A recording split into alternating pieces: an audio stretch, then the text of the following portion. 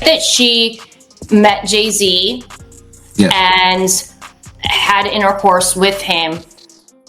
How old was she? I would say I think she was about 16, 17, or 16, just turning 16 or 17. I know it was one of... The drama surrounding Jay-Z and his alleged son, Ramir Satterthwaite, just took a major turn. The story keeps growing, and every buried secret seems to be resurfacing. Ramir is back, appearing on major media platforms, reminding everyone that Jay-Z's refusal to take a paternity test might be connected to a much deeper issue. According to Ramir, his late mother, Wanda, got pregnant with him when she was just 16, after an encounter with Jay-Z in Brooklyn. Some people are even speculating that the frustration and stress caused by Jay-Z's denial contributed to Wanda's untimely death. Now here's where it gets even more intense. Attorney Tony Busby, who's currently entangled with Jay-Z due to other legal matters, might team up with Ramir. Why? Because Ramir claims there are some unresolved legal issues concerning his mother and Jay-Z that need to be addressed. Here's the backstory. In 1992, Jay-Z reportedly picked up Wanda from Philadelphia and brought her to his Brooklyn apartment. Wanda insisted they used protection, but something went wrong, and she got pregnant. After that night, Jay-Z visited her once more, and then nothing. He disappeared, leaving Wanda with no way to contact him. Years later, when Ramir turned 8, Wanda told him that Jay-Z might be his father for years. The family tried to prove this claim. Wanda initially filed a child support lawsuit, but the case was dismissed due to being filed in the wrong state.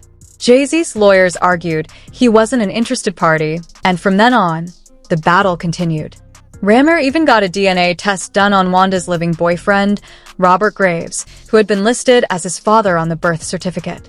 The test proved Robert wasn't the father, leaving Jay-Z as the only remaining possibility. Sadly, Wanda passed away in 2019, still firmly believing that Jay-Z was Ramir's biological father. Even now, people speculate whether Jay-Z's constant refusal to acknowledge Ramir contributed to Wanda's declining health. Ramir has been vocal about his struggles.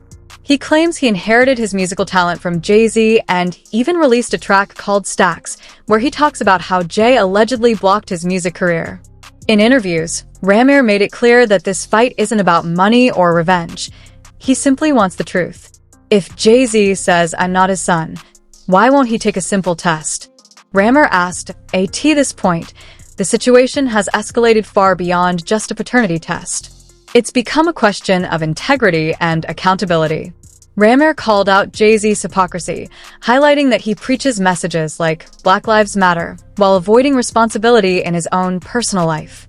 He challenged Jay-Z, saying, "If you have nothing to hide, why keep refusing the test?" Ramir also revealed some shocking legal allegations, claiming that Jay-Z used his wealth and power to manipulate court proceedings. According to him, his lawyers colluded with Jay-Z's legal team, leading to a series of unfair rulings. The entire ordeal has made it nearly impossible for Ramir to get justice. What makes this situation even more concerning is Ramir's claim that intimidation tactics have been used against him. He alleged that someone tried to harm him after he filed the civil lawsuit, proving how high the stakes really are. The big question now is, why won't Jay-Z take the test? Some people believe it's because Wanda was only 16 at the time, making the encounter legally questionable. Others wonder if Jay-Z fears what other skeletons might come out of the closet.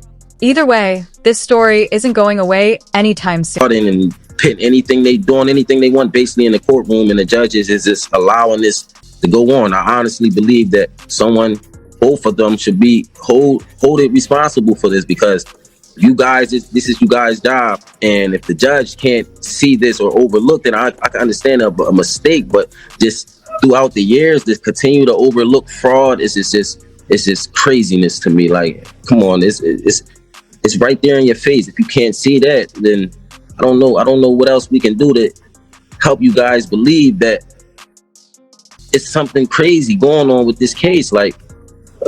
Honestly, I just want everybody in the world just to keep their eyes open and just watch things that happen, that this how things unfold, because it's crazy. It really is crazy. These judges, these lawyers, this fraud, this collusion, who knows what it's for, money or friendships or whatever they got going on. But I can honestly say that we should never go in the courtroom feeling like we're already the and we did nothing. Rammer Satterthwaite isn't backing down.